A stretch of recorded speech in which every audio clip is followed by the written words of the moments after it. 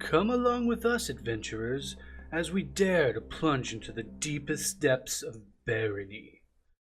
What mysteries will these bleak passageways hold for those cunning enough to make it to the lowest levels of the dungeon's forsaken halls?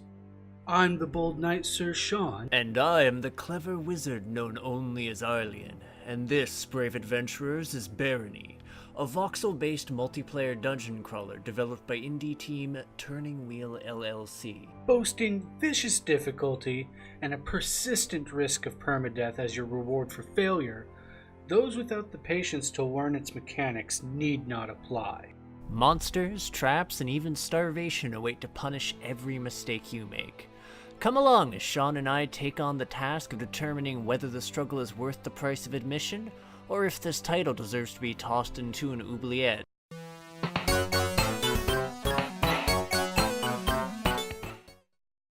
Barony is one of those games that does not really take the time to teach you how to play it. It wants you to learn through trial and error.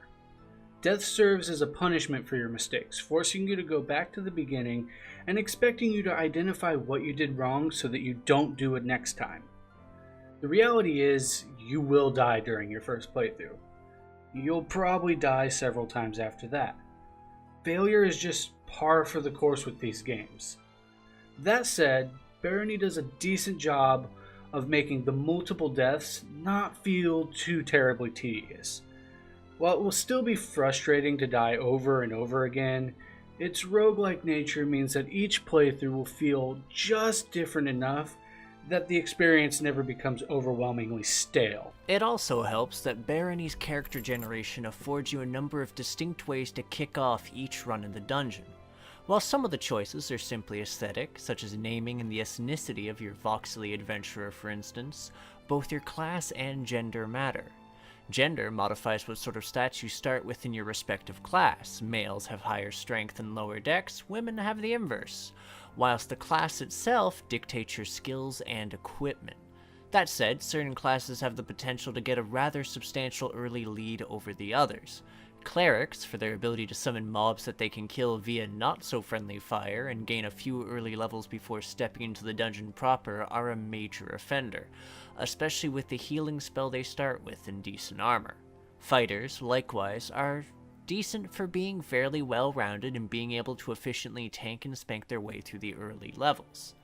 But it's mages which feel just the most overpowered in the early game, as they both start with a rod and a light spell that they can casually spam when they have access to MP to gain some cheap and easy skill levels and experience. And the overall array of spells they have in tandem with the potency of their early game lets them make short work of things safely and efficiently, farming experience far quicker than the other classes named. Other classes have their utilities as well, either via skills, starting gold, or items, but they don't tend to escalate in power as easily as the first three do, especially if you obsessively grab everything that isn't nailed down. And this is one of those games where you're going to want to do that because equipment is hugely important. Aside from whatever kit you start with as is determined by your class, you will find no shortage of loot within each floor to outfit your character with. Unfortunately, all of it is going to require appraisal. Aside from the handful of legendary weapons in the game, each item's stats are hidden from you until you successfully appraise them. Equipment can be cursed, meaning that it will reduce stats and render you unable to unequip it until either it breaks or you get lucky enough to find some way of removing the curse. Food can be spoiled, causing your character to vomit, which in turn causes the character to begin to starve. This, combined with the randomized floor plans, keeps every playthrough fresh and exciting. But yeah, to backpedal a second, one of the most dangerous elements in Barony isn't the enemies, rather the thing which ended up killing me and Sean the most was the starvation mechanic.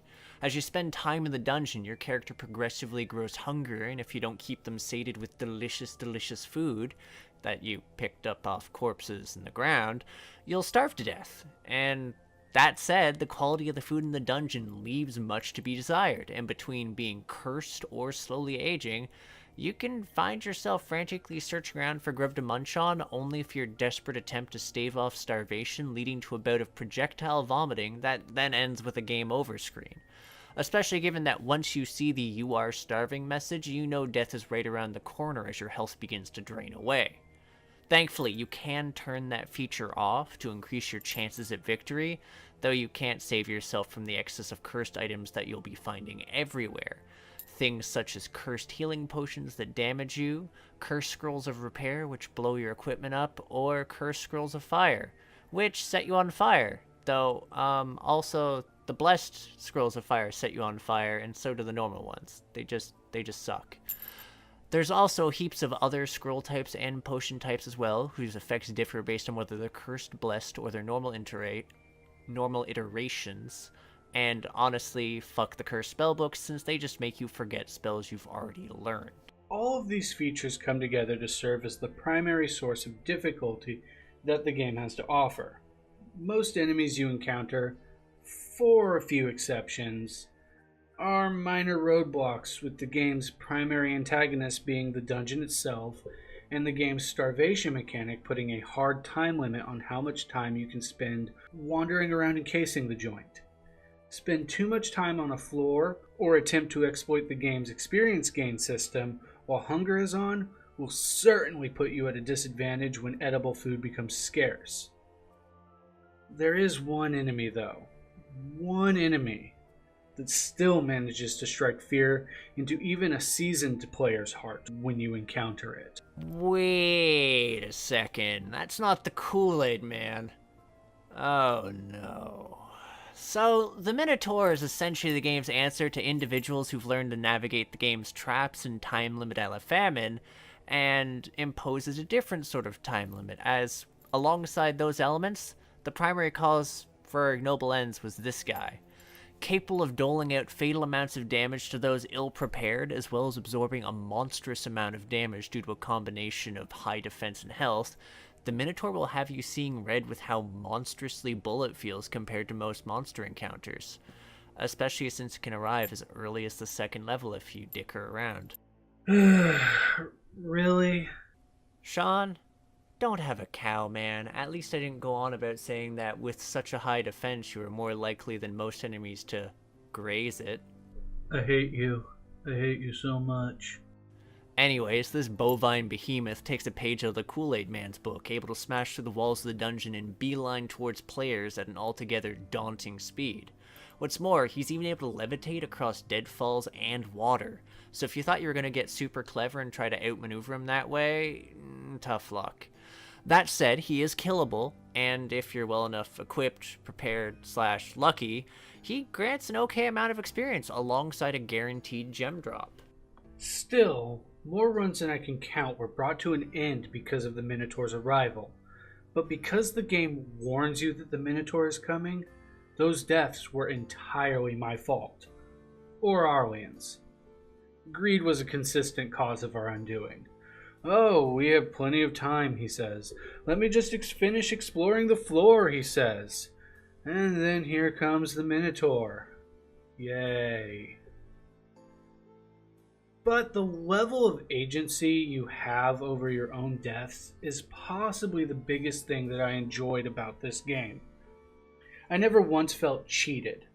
Sure, the first few times I died, I was inclined to blame the game, but at the end of the day, be it by trap, monster, or starvation, every death was always preventable if I had made a better choice or stayed more aware of my surroundings. The random floor plans made each time I had to rerun the early stages a little more tolerable. And as long as you take each death as a learning experience, their frequency will decrease the more you play the game. All death is avoidable. Well, almost all. There's a certain someone who likes to lob spells with extreme prejudice. And Huck, he accounted for a fair number of those deaths too. Oh, right. Yeah, okay. Friendly fire isn't... I know. Like, even when it's literal... Especially when it's literal. Like, I get that. Anyways, that is one of the mechanisms you'll need to be aware of in Barony, however, since the friendly fire is a very real and very dangerous aspect of the game, whether or not it's enabled. You see, whilst it's enabled, you do have the possibility of, killing your friend or your NPC followers, but the NPC followers sometimes need to die, because if you have the misfortune of angering an allied or friendly NPC, you'll be unable to kill it if friendly fire isn't enabled, but they can kill you. And that applies to the merchants as well, and the merchants are powerful enough spellcasters to kill a minotaur, which should emphasize just how much of a problem this is. That isn't the only particular threat you'll need to be wary of, however, as multiple players also make the starvation mechanic twice as lethal, and the inability to move on to the next floor unless the other player is nearby or dead means that the minotaur can murder an unprepared party quite thoroughly. Leveling can also be a bit of an issue, as if one player dies or the party splits up, differences in experienced gain can quickly make one player less useful than the other. Though, thankfully, experience is at least shared if players are close enough. Okay, for all my praise, there is an issue that I can't ignore. That issue being how the game handles multiplayer.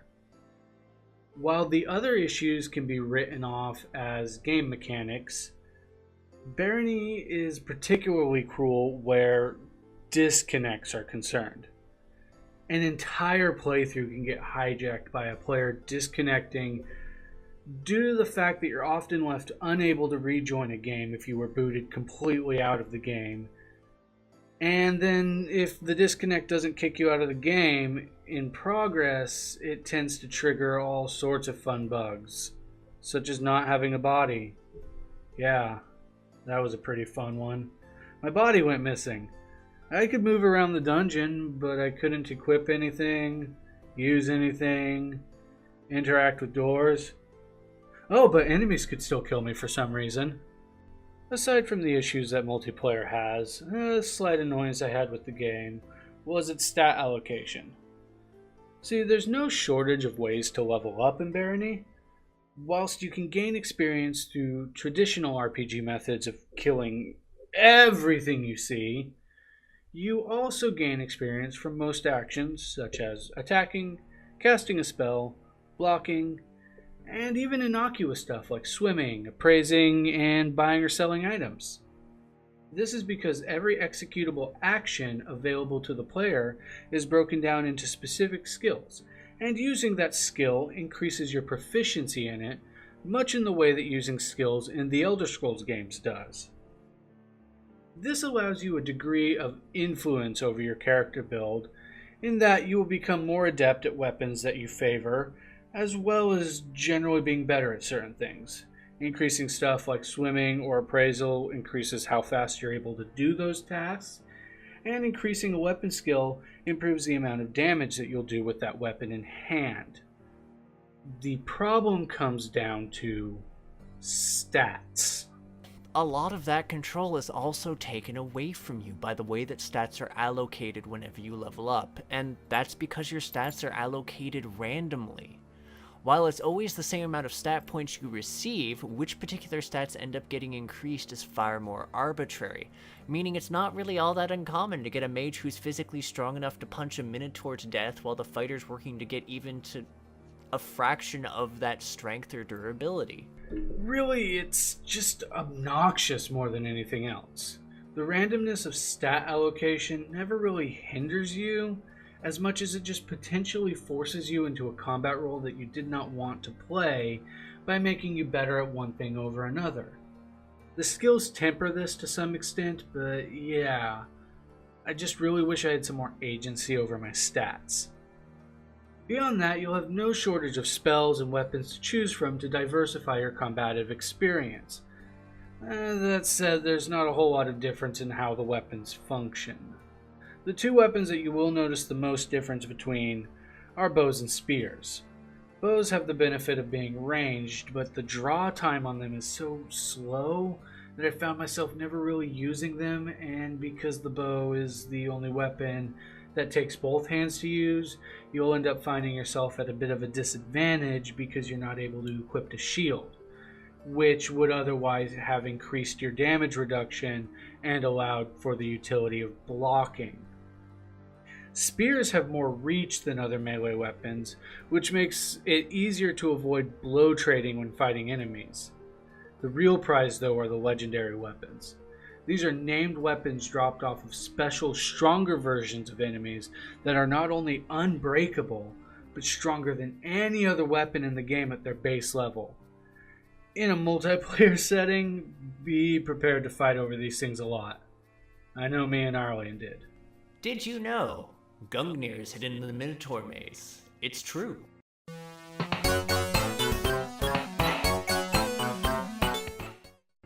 So most of the game's story is fed to you by way of an introductory text crawl that you can choose not to look at.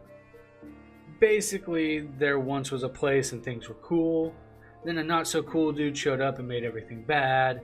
So it's up to you and your friends to try to make the bad things go away. And there's some world building in the form of books and letters that can be found around the dungeons, and even a bit of a cliffhanger to leave you speculating about what really happened.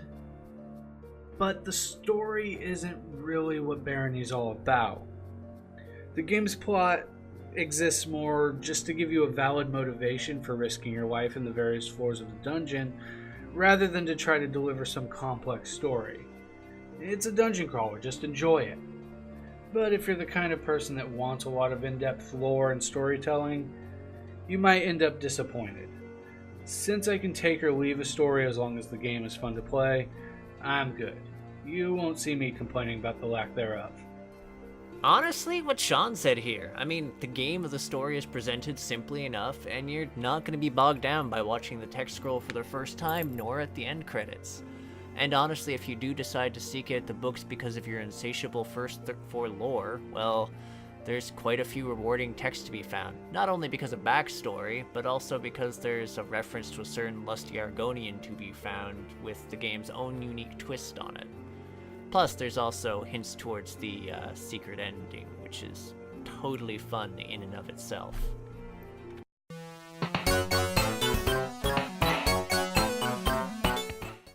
As mentioned before, Barony is a voxel-based game, so visually it shares a lot of similarities with games like Minecraft.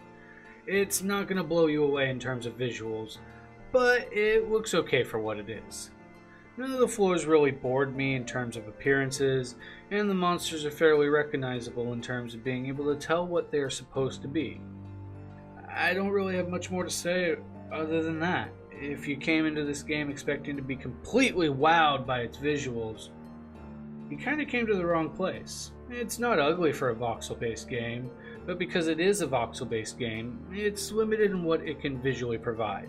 Okay, so, in all fairness, I honestly don't really like voxel-based, just the style, and yet I found that Barony does it well, so that's saying something here. And it's definitely a huge visual upgrade over its initial iteration graphically, so, kudos on that. Oh yeah, so the version we played is actually called Barony Cursed Edition. This version features a major graphical overhaul with higher resolution textures and more detailed object designs.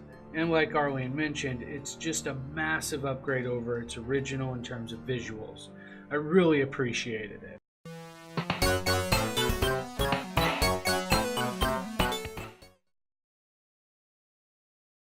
I wouldn't call Barony's music breathtaking, but it's not bad either. It's pretty on par with its visual cousin Minecraft.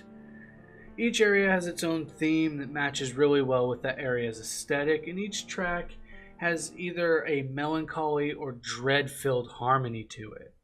It does a good job of invoking feelings of loneliness, hopelessness, and that general vibe of being pitted up against all odds.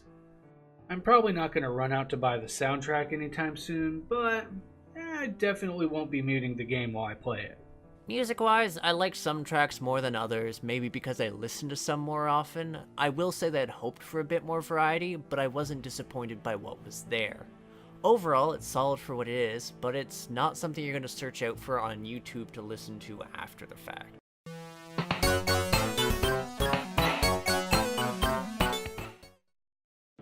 Not too long ago, we reviewed another dungeon crawler, and our biggest gripe with it was that it was so boring to play. I frequently referred to that game as a joyless experience. In comparison, Barony feels like the exact opposite. It is consistently exciting, and its various mechanics provide no shortage of tense moments to keep you on your toes. You feel a real sense of progression, both in terms of the steady increase in difficulty from floor to floor, as well as your own ability to easily dispatch enemies that would have filled you with dread on earlier floors. Each area of the game is not only visually distinct, but brings with it its own set of traps and puzzles. This might not be a game that I play consistently, but it makes for an excellent choice if you got a group of friends who are willing to play it with you. There's absolutely no doubt in my mind that the people who developed Barony had a distinct love for these kind of games, and every aspect of Barony was carefully crafted to create what is an entirely enjoyable experience. My only complaint, and the only thing keeping me from really being able to call this game a critical hit, is that the multiplayer has some pretty glaring bugs that can mess up a playthrough through no fault of your own. If disconnects were not so utterly derailing of an otherwise enjoyable session, this game would be a relatively flawless experience for me. All in all, this is one of those games that really convinces me that sometimes it is worth it to browse Steam's early access section. So to add on to Sean's statement here, I will honestly admit that I initially overlooked this title until Sean purchased it for me as a holiday gift, just so I'd have something that we could play together. And I discovered that I quite enjoyed Barony, enough so that I've cleared it repeatedly and put in a fair amount more game time than Sean had. And despite multiple clears, it didn't get tedious because it had mechanics in place to keep it fresh, to keep that sense of discovery that accompanied each playthrough. Moreover, its dungeons, even when they were large, still managed to feel dense, rife with creatures who actively roamed those halls, alongside new loot to discover. It's an adventure that's jam-packed with secrets, not only in the form of just secret passages in the stages, but alternate levels to delve into and conquer, Easter eggs, and even an optional ending in Super Boss. And there's still more content coming for it. Whereas the other dungeon crawler is unlikely to see a revisit from me and Sean in the near future unless there's some major work done on it, the promised patch for Barony, including new areas, monsters, and mechanisms, is a prospect that makes it very enticing to venture back as soon as it's out. Like Sean, I too wish that the multiplayer was a bit more solid, than that the stat allocation was less random. Nonetheless, I definitely look forward to seeing more Barony, and also to the next game that Turning Wheel is working on.